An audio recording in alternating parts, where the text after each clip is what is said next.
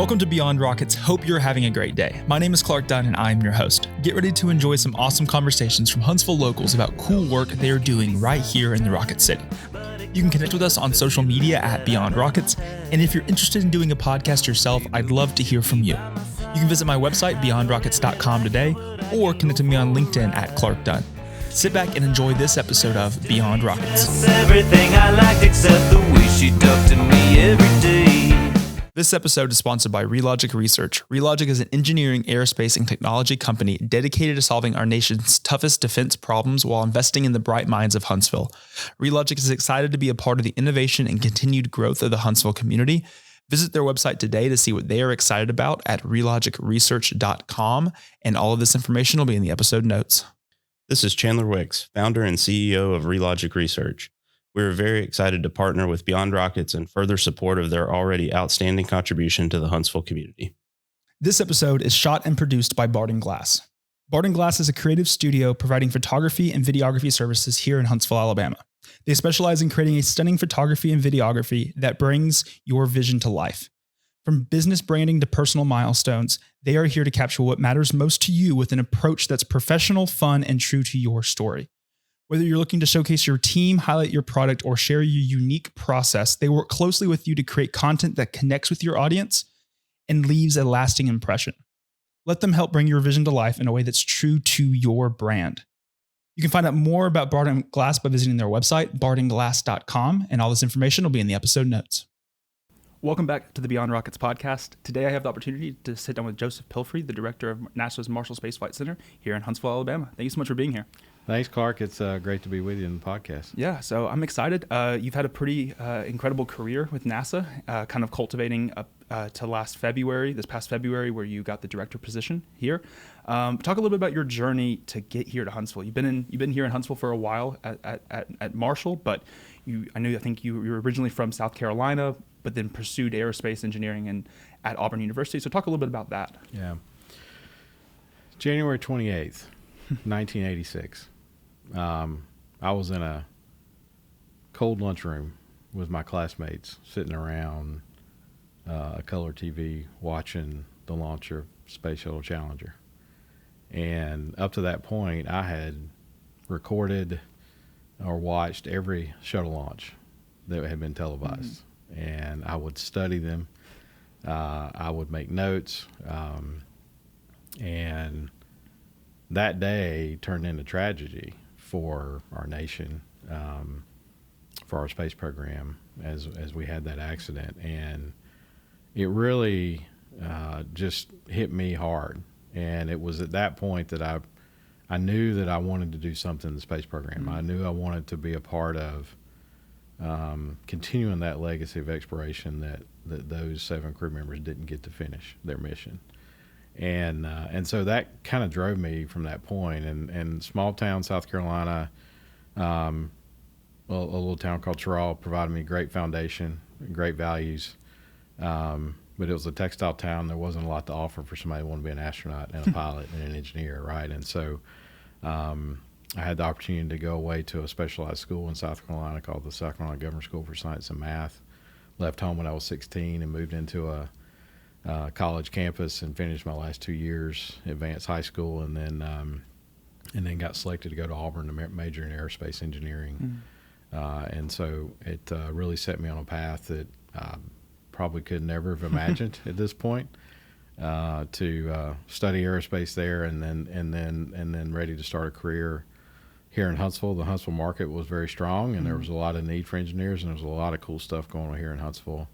And I had a family member who had worked at NASA here for many, many years. And so I had a little connection to Huntsville. I came to space camp as a kid.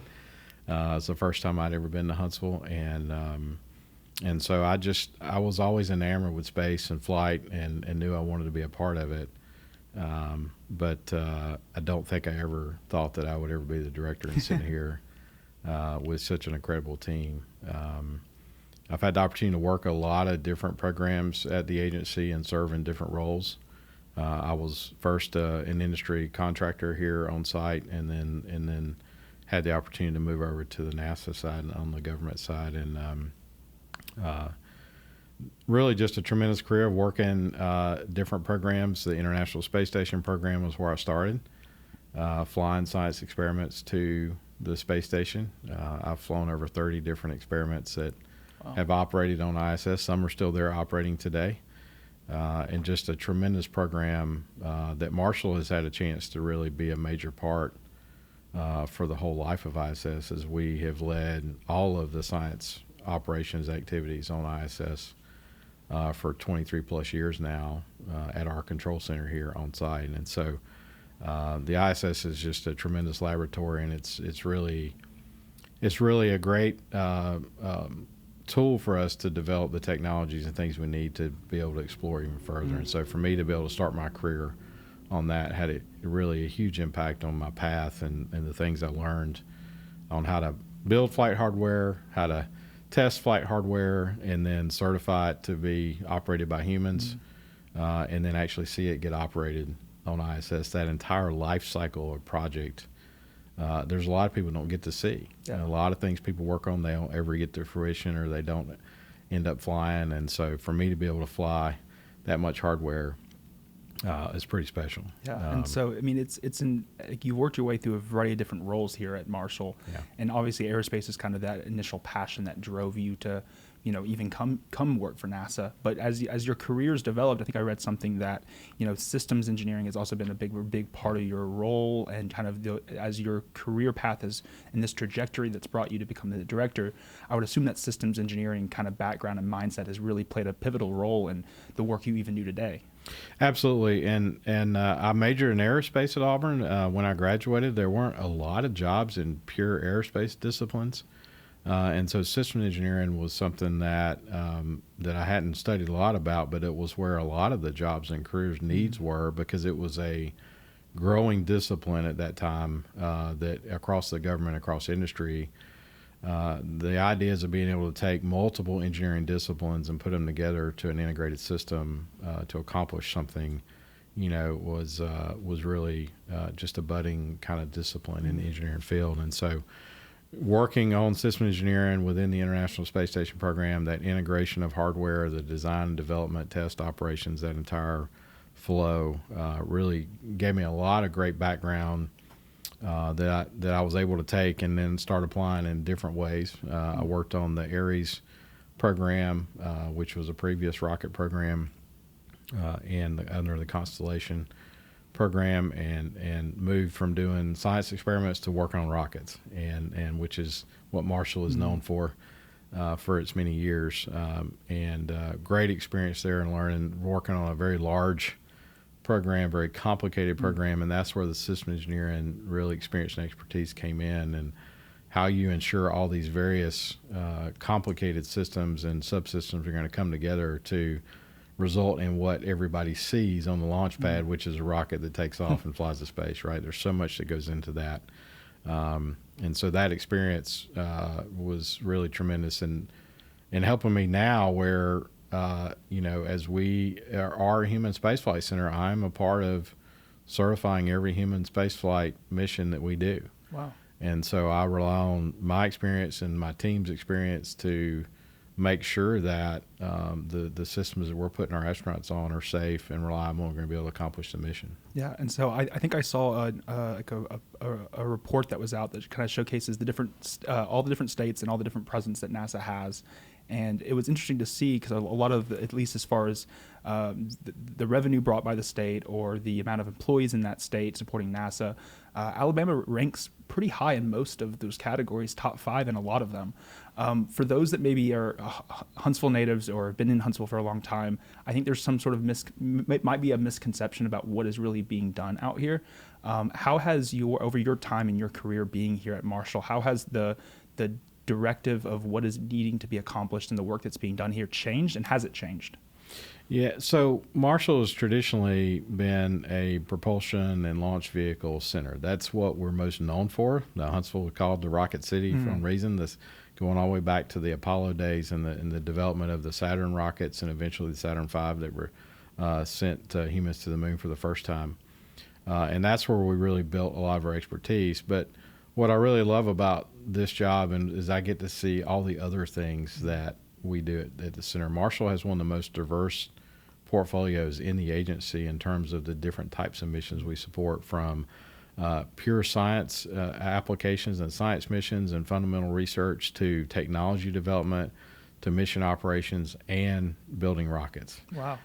And so there is so much more to what Marshall does than what a lot of people understand, in a lot around human spaceflight, but not just building rockets to fly humans, but how do we take care of them once they're in space, building the habitats that they may use in space or on the surface, the environmental control and life support systems to provide water, to provide air, to scrub off CO2. We developed those systems and have been testing them on the ISS for many, many years now. The science missions that we're doing to discover what particle energy is being created through black holes. That's being done by our scientists here at Marshall. Understanding the data that we receive back from the various weather satellites we have and turning that into what you see on the Weather Channel for hurricane forecast, for example. That is done through data and analysis by our Earth scientists here at Marshall in a partnership with NOAA and the National Weather Service. So understanding that our capabilities reach so far beyond just building rockets, I think, is what a lot of people in this area may not realize, because the rockets are so visible in what you see and hear every day, and especially here in this town. But it's the capabilities that we have extend far beyond that. Yeah, and I read, I heard in an interview that you've done that you talked about the different generations that NASA has kind of experienced. Now we're in the kind of the Artemis generation, but we've had the Apollo generation and a bunch of others kind of leading and creating this framework for what we see today. Talk a little bit about some of those previous generations and kind of how the directive of what NASA's looking for as we're approaching Marshall's 65th anniversary is maybe changed, or is kind of how Sure. maybe some of those previous generations have kind of really built what it is that y'all are doing today.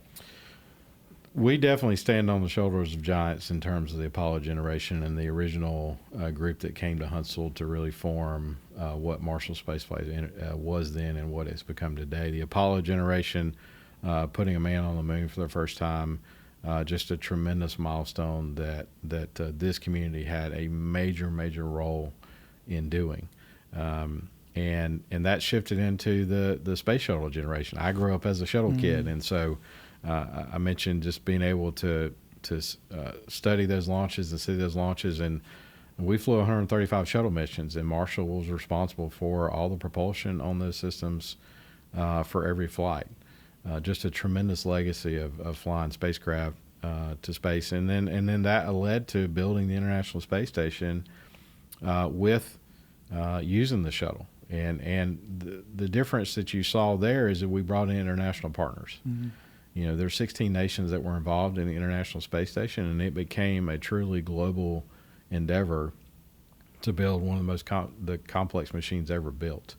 And now we have the Artemis generation. And like the space station, we are doing it with our partners. We have the Artemis Accords, which is a set of guidelines and rules and behaviors that we want to accomplish and partner together for exploration of the moon and eventually Mars. And we just had our 48th country sign the Artemis Accords, which signals that international collaboration to really go out and explore for the benefit of all humanity.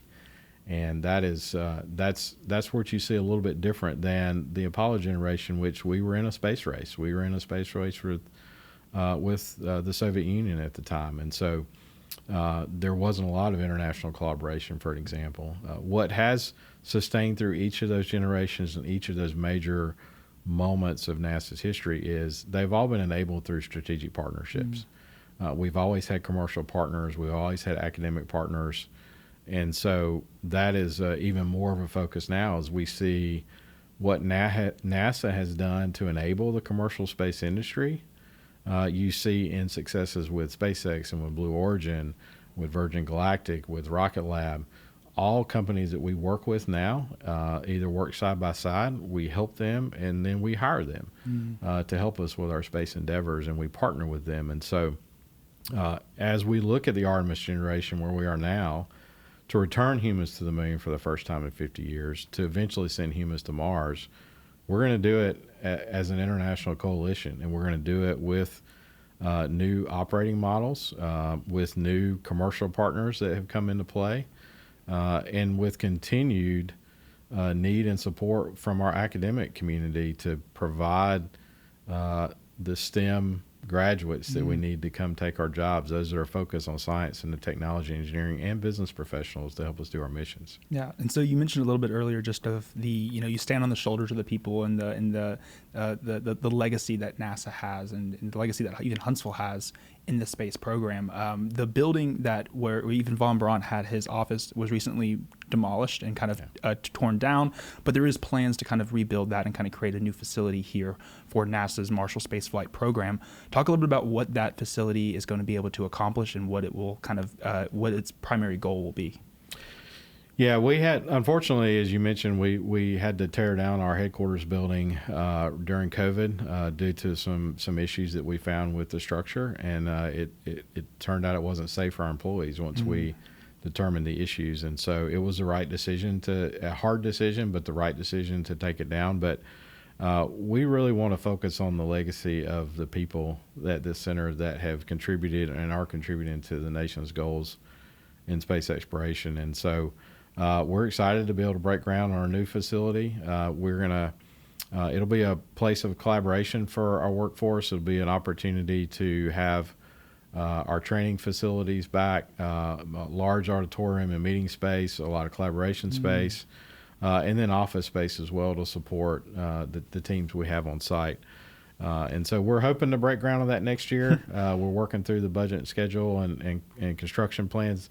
This area is growing so rapidly. Yeah. Everybody sees how expensive things have gotten on construction, but also how busy the construction teams are. And so we're hoping to break ground next year, and we're excited to really change the landscape of Marshall Space Flight Center as we look to the future. We have a lot of great new ideas and opportunities with our facilities to kind of revamp what we need for the future.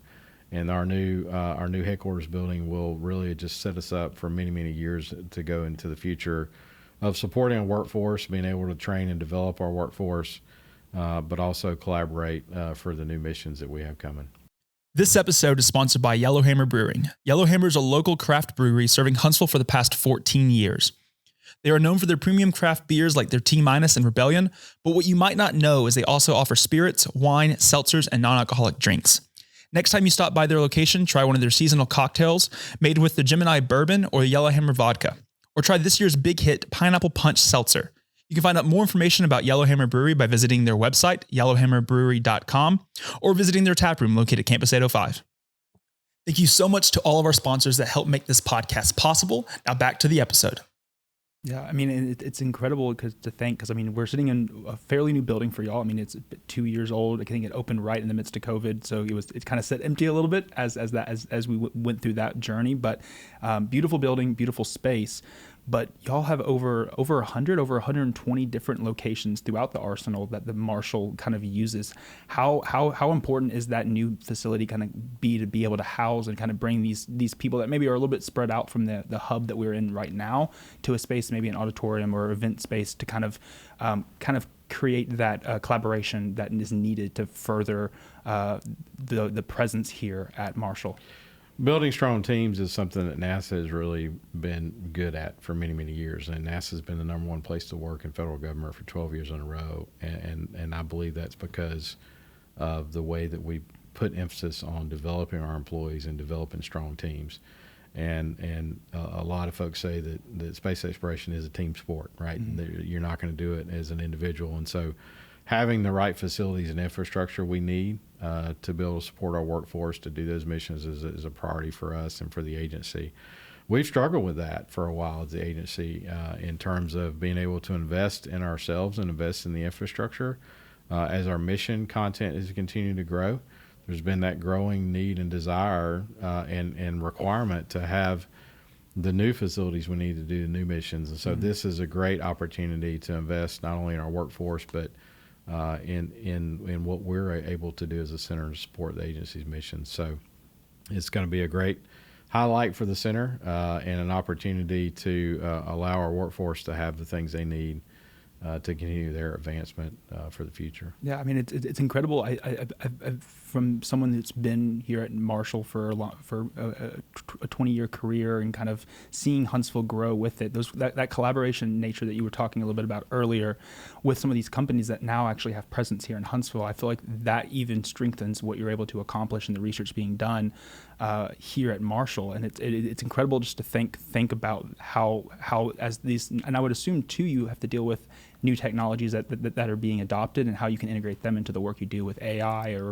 a variety of different things. So it's a constant evolution of figuring out what new technologies exist to serve the problems maybe you already have or problems you're going to have. Absolutely, and that's where it's great to have these strategic partnerships to go accomplish, because these missions are so hard and so complicated. There's so many different moving parts to returning humans to the moon or going to Mars. Having those partners that can bring their expertise and their ideas to the table, and maybe things that we hadn't thought about, right? And so working together with our partners is really going to make it stronger and be able to achieve those goals even faster. And again, partnerships have always been a part of what we've done at NASA and our missions here.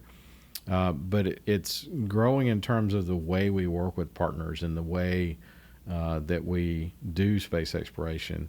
A great example is our human landing system, the next landers that are going to return humans to the moon. Marshall manages that program for the agency here. And we're working with both SpaceX and Blue Origin to build and design 2 different landers that we will use for those landing missions to the moon. NASA will not take ownership of that hardware. So we will effectively be buying a ride for our astronauts from lunar orbit down to the surface and back. And that's a different operating model than what we had done in the past, where typically we would hire a contractor to build something, deliver it to NASA, we would take ownership, and then we would own and operate it from there on out.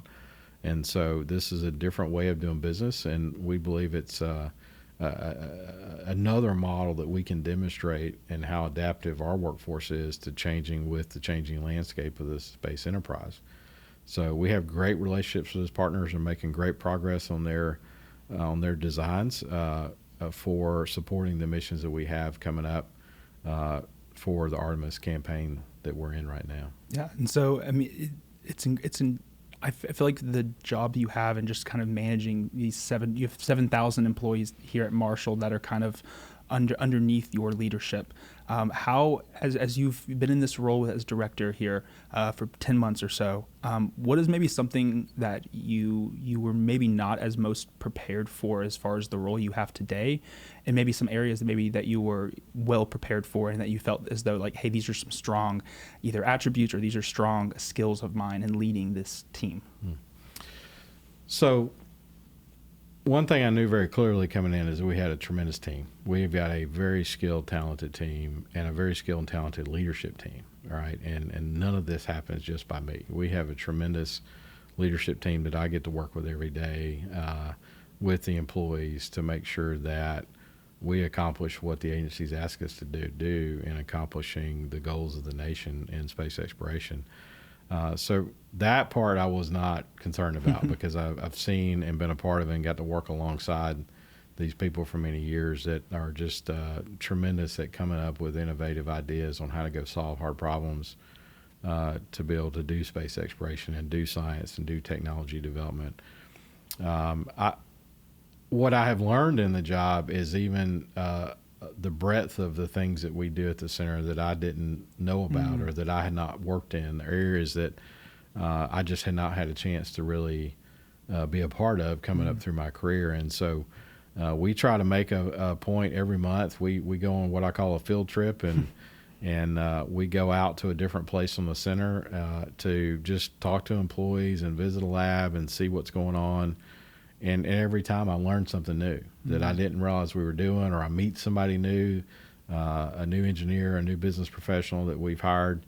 And that's what's fun about the job, is being able to just see our team and our employees, your neighbors, your colleagues, your family members that are coming out here every day to accomplish some really awesome things. And so, and to see the work and the hardware and the testing that's going on, the analysis we're doing, that's something that I've enjoyed, is just learning even more about what our center does. And I've worked in a lot of areas. I spent time in engineering. I spent time in different program and project offices. I spent time in, different programs through my career, but there's still so much more that I didn't even realize we were doing. And so that's been a fun part of the job here, and we're working alongside that team each day. Yeah, and it's incredible because, just envisioning just how much Marshall has grown in its presence and its support over its 65 years. As we're getting, this episode's kind of airing, we're getting leading up into the 65th anniversary in 2025. Talk a little bit about that 65th anniversary and maybe some ways in which Marshall is looking to engage with and interact with the community here in Huntsville. It's going to be an exciting year, celebrating 65 years in this community, being a part of the agency and what the nation was trying to do and is doing in space exploration is just going to be an awesome time to celebrate. And our 65th birthday next year is going to be about just that, is celebrating our legacy, what this center and this community have contributed to space exploration and scientific discovery, but also looking to the future. And so each month we're going to have a different theme. We're going to focus on a different part of our portfolio that we do at the center, partly to really talk about that not only have we had tremendous innovations we've contributed in rocket propulsion and launch vehicles, but the other areas that we've contributed so much more to in terms of science and technology development and discovery.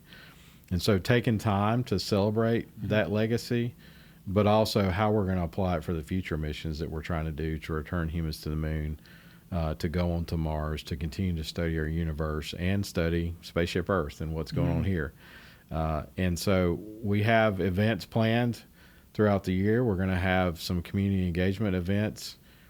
This past year we had NASA in the Park this year, which is something we had brought back after a few years of a hiatus.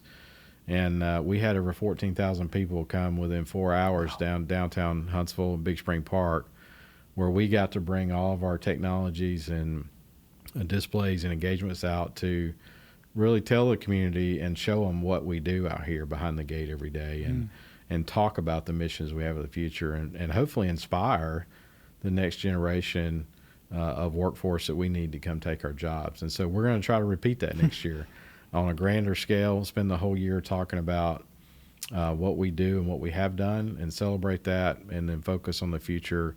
We're going to have communications and engagements. We're going to have pop-up stands around the city we're talking about, and selfie stations, and hopefully we're planning a big birthday bash community engagement in the summer.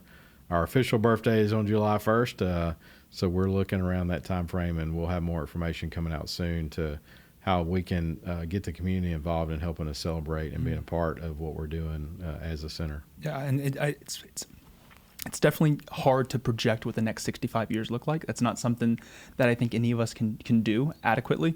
But thinking about just this last 20 years that you've had, seeing Marshall grow, seeing the space exploration grow, seeing NASA grow, what do you see that future looking like maybe in the next 5 to 10 years for not only NASA as a whole, but what is being done here at Marshall? So we have a lot in the planning right now. I just returned from Kennedy Space Center for a 3-day review where we were laying out and reviewing all the different elements of our architecture that are going to return us to the moon and establish a sustained presence on the moon. But then also, what are we doing to prepare for that trip to Mars? So for NASA to return to the moon sustainably is about learning what it means to live and work on another planet, on another celestial body.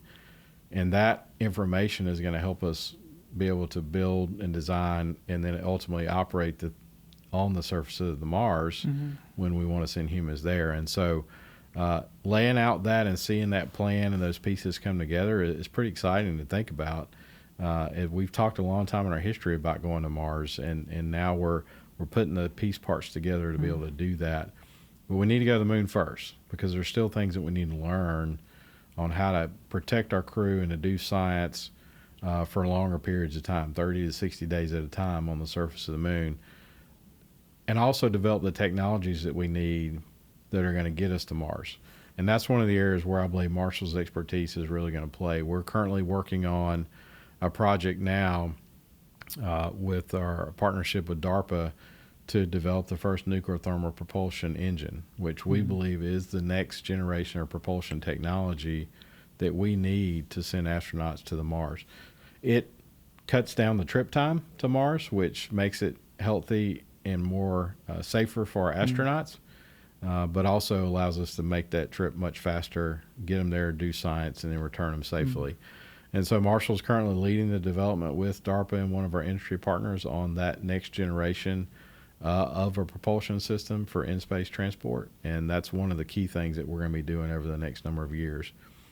Once we get the crew to orbit, we got to give them a place to live. And so we are working on the habitation systems that the crew will use both for in-space transport and on the surface of the moon and eventually surface of Mars.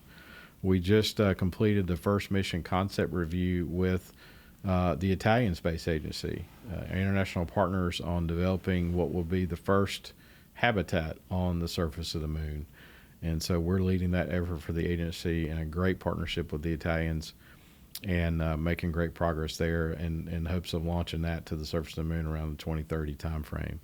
And so we have a bright future of continuing our legacy of human spaceflight, hardware development, large system development, but we also have some amazing scientific discoveries that we're doing with some of the instruments that we have on orbit, as well as the technologies that are going to enable all of these things. All of these missions are enabled by different technologies that we need, like advanced manufacturing, additive manufacturing, 3D printing, cryofluid management. How do we store propellants in orbit and not have them boil off and we lose them?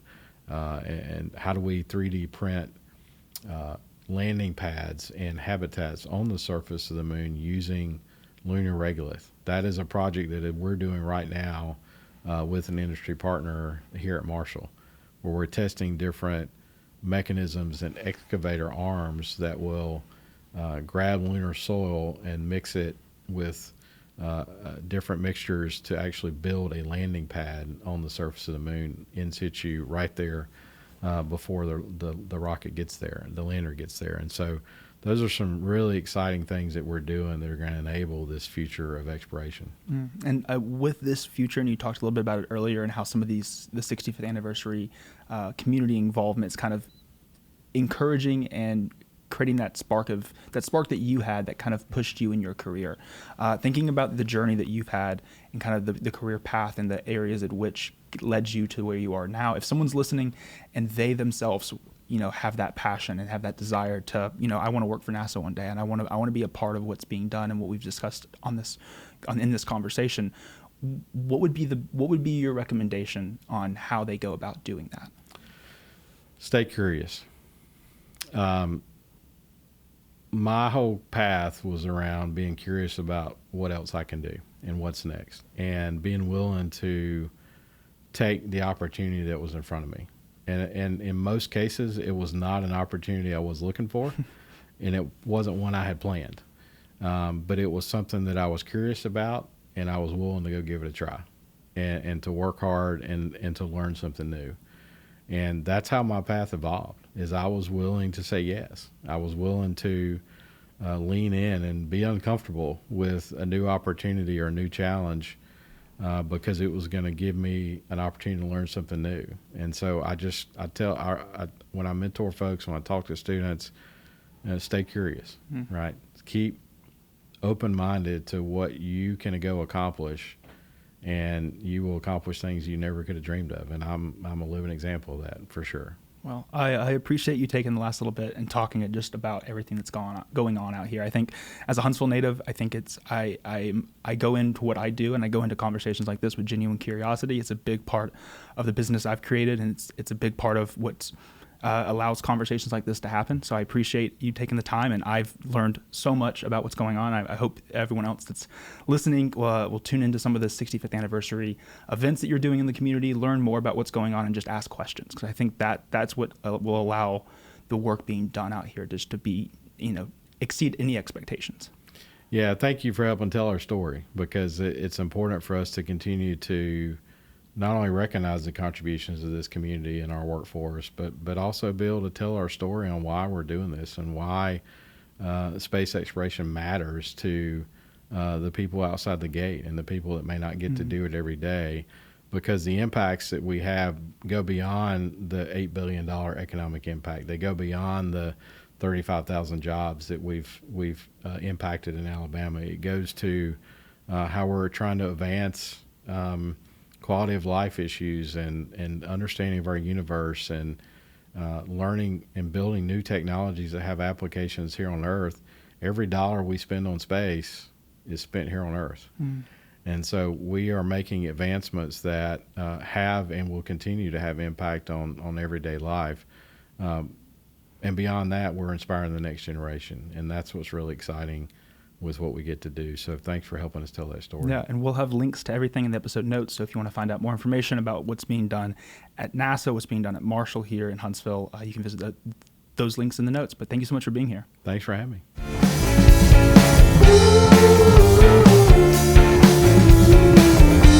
Thank you so much for listening to this episode of Beyond Rockets. Don't forget you can subscribe to the podcast wherever you listen, and on YouTube at Beyond Rockets. Be sure to follow me on Instagram at Beyond Rockets to stay up to date with new episodes as they are released. Thank you so much for listening, and I hope you enjoyed.